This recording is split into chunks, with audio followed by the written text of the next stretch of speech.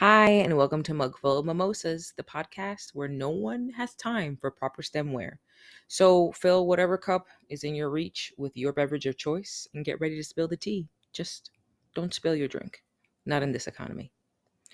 All right. So for our inaugural podcast, oh my gosh, I just want to say I cannot believe that this is the first episode of this.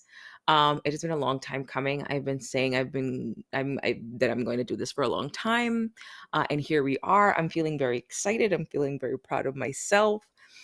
Um, yeah. So welcome, and for this first inaugural episode, we're going to talk about self care. What does it mean? How the hell do you incorporate it into your life when you don't even have time to take a pee break or get a sip of water in, let alone self care? How do you fit that into your schedule? So, in today's episode, I'm going to share some ways that I incorporate self care into my daily life, and maybe you can steal a thing or two and like make it helpful, make it work for you.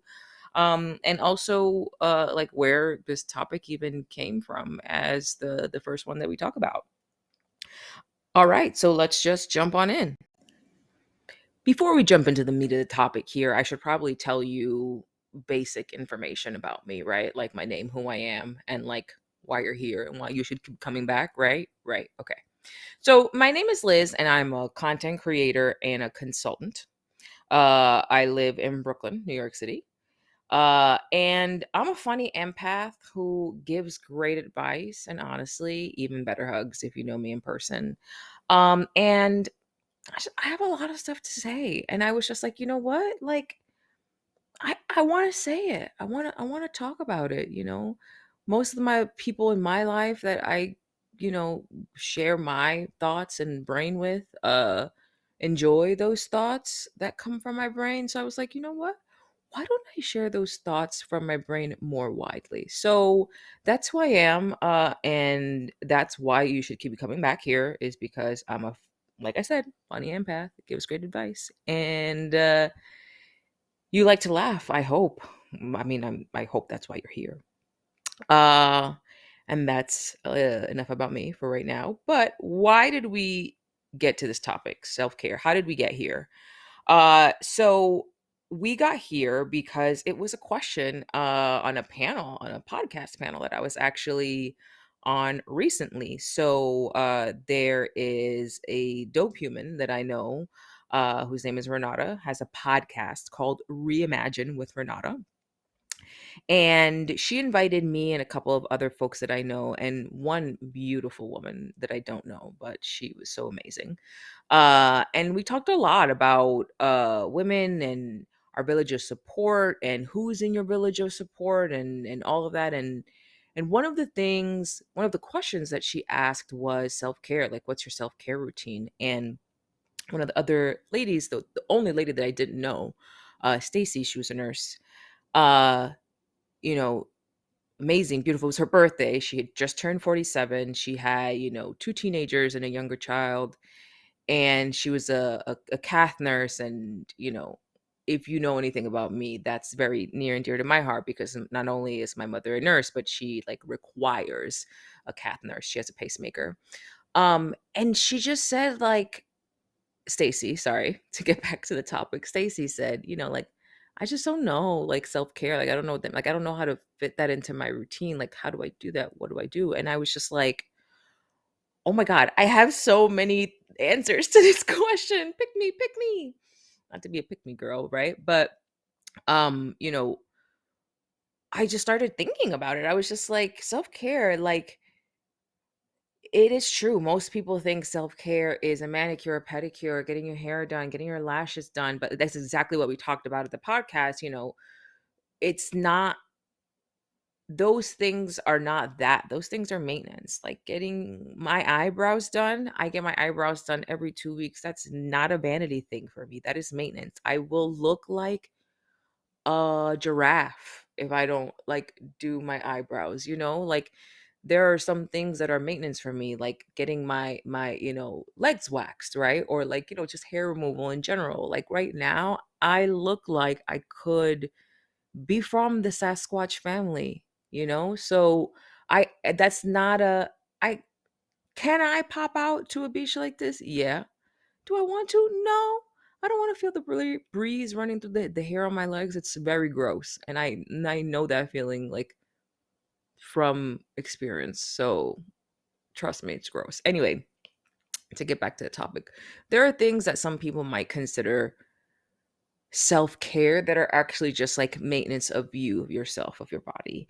And one of the very easy ways when someone's like, oh, how do I incorporate self-care into my life? One of the very easy ways that you can do it, that I started to do it, is positive self-talk, right? So you the gist here is that you manifest what you say. And this I am someone who curses a lot. I say a lot of like dirty words, foul language, and that includes being very blunt, very crass, and I sometimes have word vomit, diarrhea of the mouth. And you know you could just say things without thinking, very flippant. And I am was that way, where I would mess something up. Oh my god, such an asshole. Oh man. Oh, I'm so sorry I did that. I'm such a dick. And I would say these things about myself. I'm an asshole. I'm a bitch. I'm a dick. I'm a this. I'm a that. And I realized that I was making all of those things come true. I was being an asshole. I was being a dick. I was being a bitch, because I was saying that. I was manifesting it. I was naming to the world that that's what it was, and that's how I was presenting it. And so, this all came about from uh a session with my therapist, which we'll talk about in a second. Hello, segue. But you know, she pointed out to me, oh, maybe you weren't a dick, or a bitch or an asshole. Maybe you just had different information at the time, or you felt differently or moved differently or thought differently. All of those things can be true without you proclaiming yourself to be an asshole, proclaiming yourself to be a dick, a bitch. Man, there are so many bad words in this episode. Oh boy. Uh so all of that to say is I made it a point to stop speaking negatively about myself, and I noticed that I started changing. I didn't, I would actively and out loud call myself out and anyone around me and pivot them or myself or the conversation, and in the moment required them or myself to say something positive, or not even positive, something neutral, in order to just move forward. So I wasn't being a jerk at the time. I had the wrong information that caused me to make this other decision. Had I had the right information at the time, I would have never done that. And I would have never come off like a XYZ. But once I started making those shifts, and calling myself out on those things, and like actively changing that behavior, and also bonus tip, telling other people in my life that this is something that I was trying to change so that they can help me call it out too. um I started to notice a change. I just started to notice a change in how I thought. And like I I still plan for things to go wrong, but when things don't go wrong, it's not the end of the world. It's not, oh my god, I'm such an idiot, like how could I not have seen that. It's turns into, how could I not have seen, how could I have seen that, instead of how could I not have seen that, is how could I even have imagined that that thing would have happened. um and so really like flipping the narrative about how you speak about yourself um really had a positive impact. And one of the things that And again, we're coming back to the segue because we're about to jump into it. My amazing, beautiful, wonderful gem of a human on earth therapist, one of her famous quotes to me is, "You don't should on yourself." So whenever you say something should, this should, you're imposing expectations, be it your own expectations, someone else's expectations, onto something, onto the thing, and then you're trying to live up to that. And so, like, you don't have to do that. Like, if you don't live up to it, and then what? So what? You know, you pivot, you figure it out, and things change, and you change, and you move. And so that was one of the first things that I feel like you can incorporate as self-care. That's free and easy to do, costs no money, takes 2 seconds, is positive self-talk. If you hear yourself say something negative about yourself, change it. Change it. Say something different, say something neutral. You don't have to say something positive. You can just state a fact. Um so that was thing 1. And thing 1 ties in very, very nicely, uh, put a bow on the box, to thing 2, which is therapy. Folks, therapy. I need it. You need it. The dog needs it. We all need it. And it's essential, really, to regulating ourselves as humans. I decided, with my therapist, again, an angel named Angel. And if we're generally speaking, angels are not always angels, right? When you meet them, like, most of the angels I know are like, eh, but this angel, true angel, sent from heaven above, literally. Keisha Cole, sent from heaven.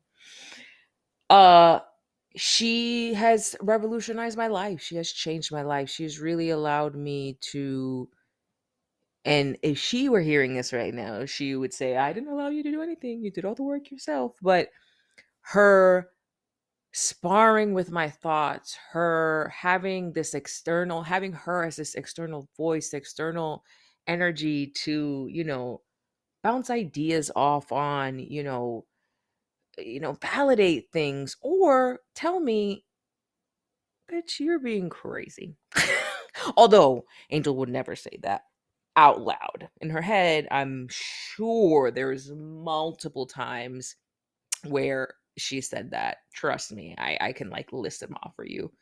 Um, but I decided to make therapy an act of self-care.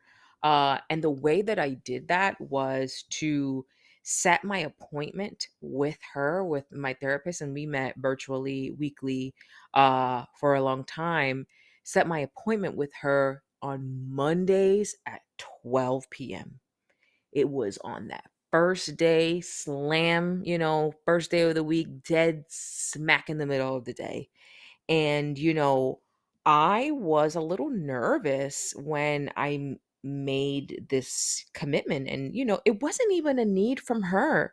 She had evening appointments. And whenever I could make that uh midday Monday, she would gladly accommodate me in her other evening slots. And I'm talking about, like, evening slots, like 7, 8, all things that were totally feasible and doable, like, within my sphere. And setting a personal appointment weekly for myself in the middle of a Monday seemed insane. I was like, I'm never going to be able to keep this appointment with this lady. She's going to drop me as a patient.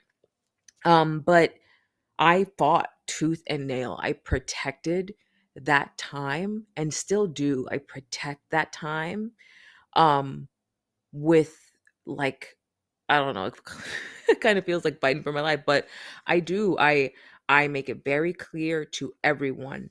And it's not just for work. My husband, the dog, if I have another doctor's appointment, just because, she's not MD doesn't mean anything. She does not take precedent over any other doctor. Now, if it's a case of a last minute change, something, if it's, she's a reasonable in case of an emergency, but you know, she is a critical and crucial part of my self-care routine because it allowed me to really decide and say, if I make this important, then I will honor this commitment. And that's exactly what I decided to do. I decided to make making that appointment, keeping that appointment, and being on time for that appointment, and being prepared for that appointment, and being present and ready for that appointment.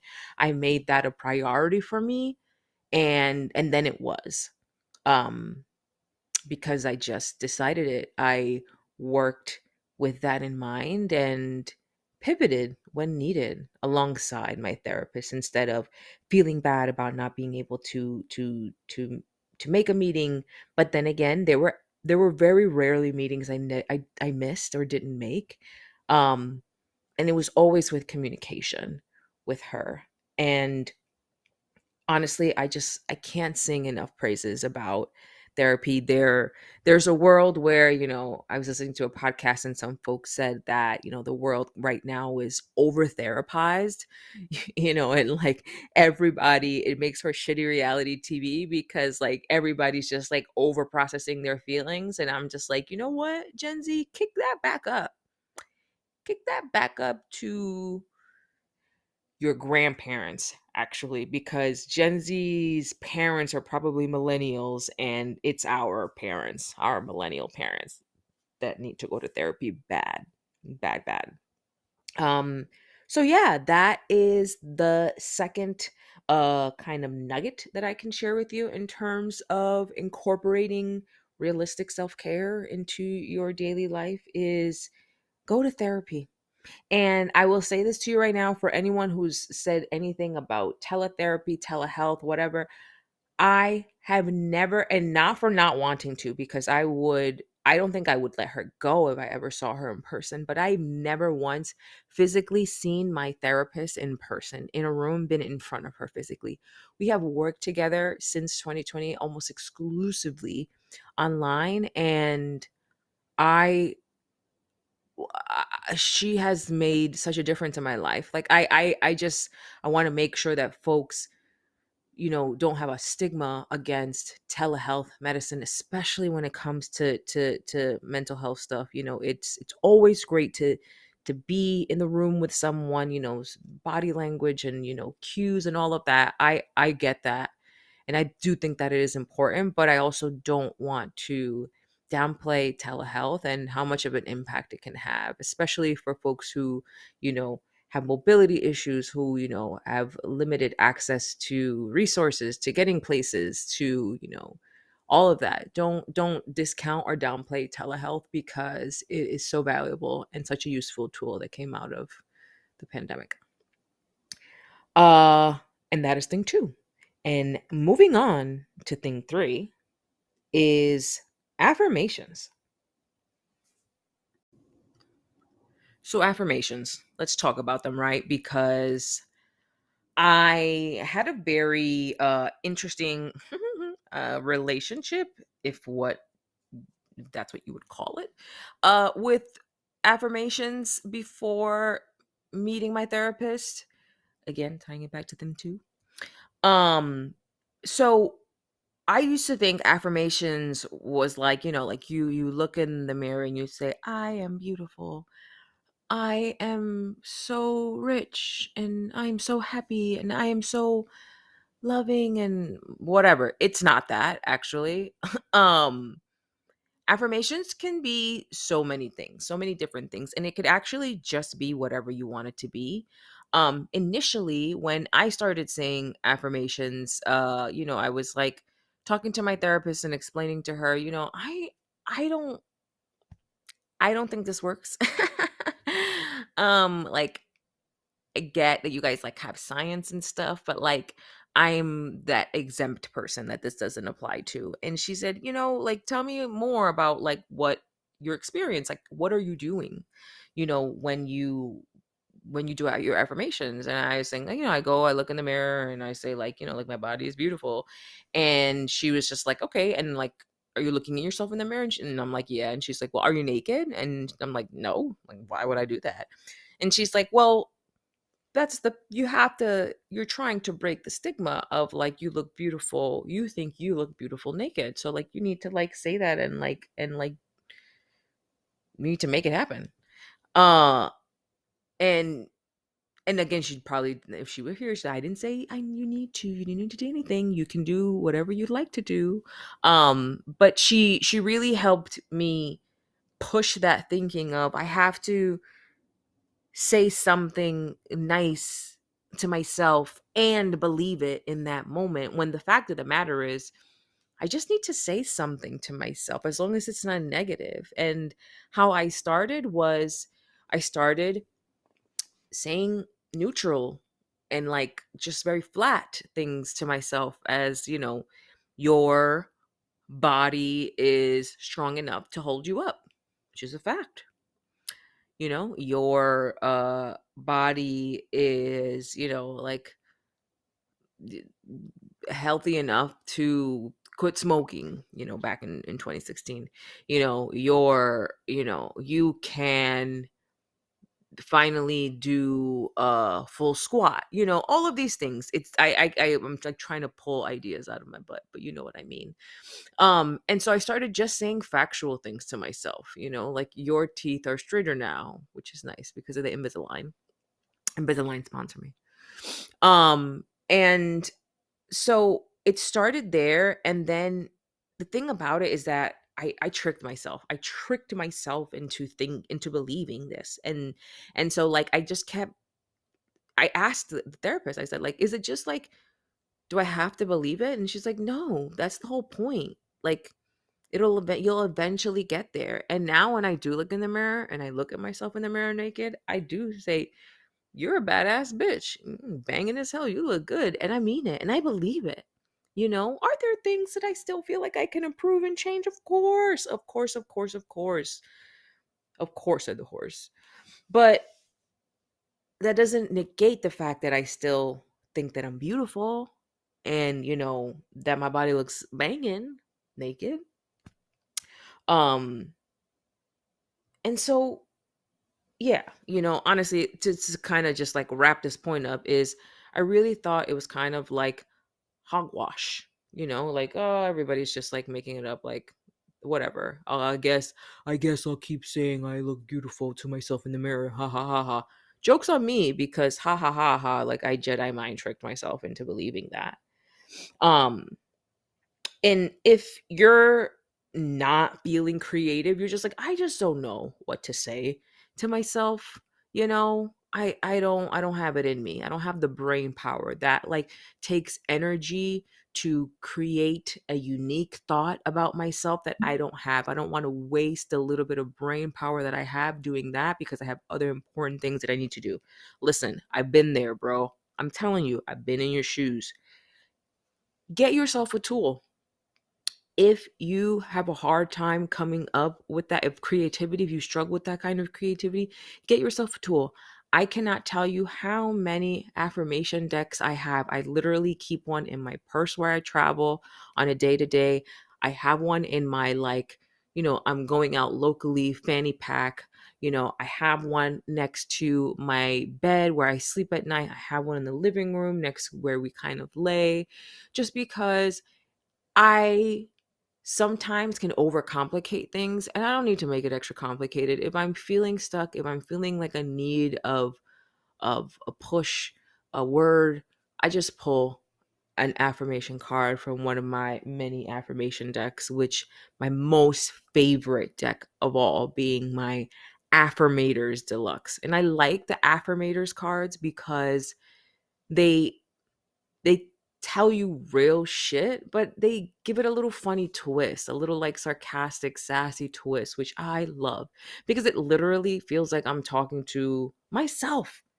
It feels like I'm talking to myself in these cards. So I usually pull one of those bad boys every morning, just to kind of, like, set the tone for the day.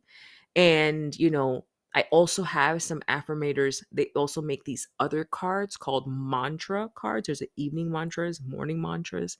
And sometimes I'll pull an evening mantra late at night to kind of just like wrap up the thought on like how the day went. But all of that to say, and that actually circles us all the way back to our first topic of positive self talk. All of this to say is you got to talk to you nice. You got to talk to you nice, because if you don't talk to you nice, who's going to talk to you nice? You are the one who has to talk nice about yourself in order for other people to believe it. You can sell the story, but that if you really don't feel that way about yourself, if you don't love yourself, if you don't think positively about yourself, it's going to be contagious and seep to others. And you got to put out into the universe what you want to receive. It is a give or take. It is a push and pull. If you put it out there, you will receive it. It might not be right now. It might not be in this moment, but at some point, it all comes back. It all circles back.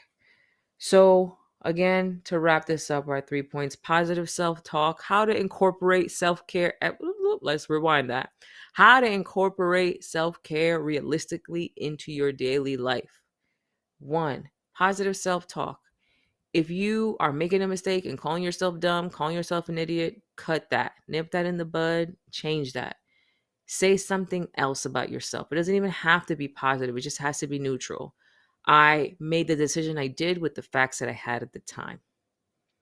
Second is therapy. Get yourself a good therapist and do not discount telehealth. Telehealth is amazing and it has been life changing for myself and so many other people. And say your affirmations and say them to the mirror, to yourself, looking at yourself in the eye. I cannot tell you how big of an impact this will have on you and how big of an impact it had on me. I can't tell you how much of an impact it's going to have on you because I don't know you and I'm not you. I can't control you. I can only control me. Uh, so yeah, you say your affirmations, and if you have a hard time being creative, get yourself a deck of affirmations cards. You can find them on the street in a little local oddities shop, on Amazon, in a bookstore, Barnes and Noble, anywhere. They make all different types of affirmations cards for all different types of scenarios. If you want to shop my favorite affirmators cards, you can go to my link tree and you can find that on my Instagram, which is at Liz Laugh Love NYC, or my TikTok, which is also at Liz Laugh Love NYC. Um, I post a lot of good content on there. I do some mealtime Mondays where I cook some stuff. I share some wellness posts. I also share some workouts that I do with my trainer. Shout out to UK. So yeah, follow me there if you want to laugh and get life tips. And my hope is to see you here again next week for Mugful of Mimosas with Liz. So make sure that your drink is cold or hot, your choice. And see you next week. Bye.